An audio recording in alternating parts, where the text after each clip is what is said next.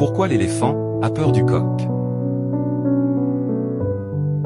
Autrefois, pendant la saison froide chez nous, les animaux, comme les hommes, coupaient du bois pour se réchauffer.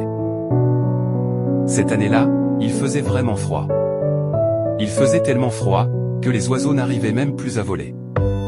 Tellement froid que les animaux arrivaient difficilement à sortir de leur case et leurs pattes restaient collées au sol une bonne partie de la journée. Un matin, Golo le singe vient voir Samba le forgeron et lui dit: Samba, vite, fais-moi une hache, je n'en peux plus, il fait froid. Samba aussitôt commença le travail. Quelque temps après, arriva Bouki la hyène, qui dit en nasillant: Samba, vite fais-moi une hache. Je veux bien, répondit Samba, mais il y a un problème. Lequel? Il y a que Golo le singe vient juste de m'en commander une, et il semble très pressé. Écoute, dit Bouki, s'il revient, dis-lui que c'est moi, Bouki la hyène, qui veut la hache d'abord. Quand Golo le singe revient, pour voir l'avancement des travaux, Samba lui fit savoir le message de Bouki. Bon, dit-il, dans ce cas, fais-la lui. Et Golo s'empressa de détaler. Arriva alors Guindé le lion, qui, à son tour, commanda une hache. Je veux bien, lui dit Samba, mais je travaille à une hache pour Bouki la hyène. Écoute, dit Guindé, si Bouki revient ici, dis-lui que c'est moi Guindé le roi lion, qui veut la hache en premier. Quelque temps après, Bouki arriva pour récupérer sa hache. Attention, lui dit Samba le forgeron, après ton départ, Guindé est venu, et il a commandé la hache. Dans ce cas, fais-la lui, dit Bouki en détalant. Quelques minutes après, Samba vit venir Niais, l'éléphant. Samba, vite, vite, fais-moi une hache. Je veux bien, répondit Samba, mais Guindé le lion vient juste de commander cette hache, que je fais. Quoi, dit Niais l'éléphant. S'il revient, dis-lui que c'est moi Niais, qui veut cette hache. Au retour de Guindé, Samba lui apprit le message de Niais l'éléphant. Aussitôt le lion détala. Quand Samba leva sa tête, pour regarder Guindé courir, il vit venir Ganard le coq, qui, à son tour, commanda la hache.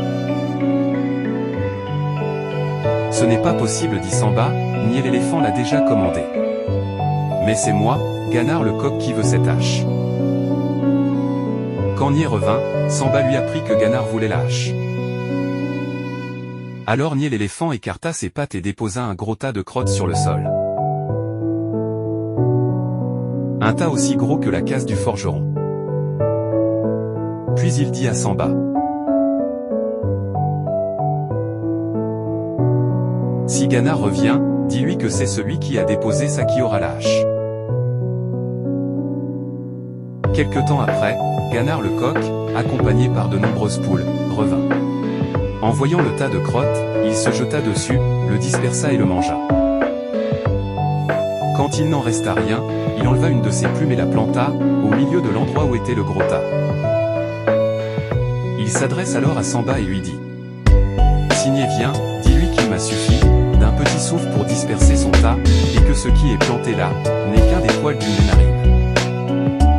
Quand Niais l'éléphant, à son retour, vit ce qui s'était passé et entendit le message de Ganard le coq, il prit peur et alla vite se réfugier dans la forêt. Depuis ce jour, l'éléphant vit au fond de la forêt, et ne s'approche plus des villages. Les amis, la ruse désigne la capacité à utiliser l'intelligence, l'ingéniosité, et parfois la tromperie, pour atteindre un objectif, ou résoudre une situation difficile. C'est souvent associé à la finesse d'esprit, et à la capacité à trouver des solutions créatives aux problèmes. La ruse peut être utilisée, de manière positive, pour surmonter des obstacles, ou de manière négative, pour tromper ou manipuler les autres. Cela dépend largement du contexte dans lequel elle est utilisée, et des intentions derrière son utilisation. Soyez sage comme la colombe, et prudent comme le serpent.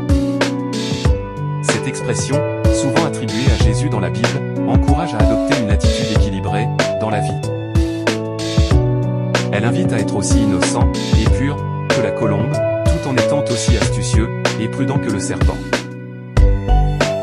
Cela signifie qu'il est important d'avoir à la fois la douceur et l'intégrité morale de la colombe, mais aussi la vigilance et la perspicacité du serpent pour naviguer avec succès dans le monde. C'est un appel à la sagesse et à la prudence dans nos actions et nos interactions avec les autres.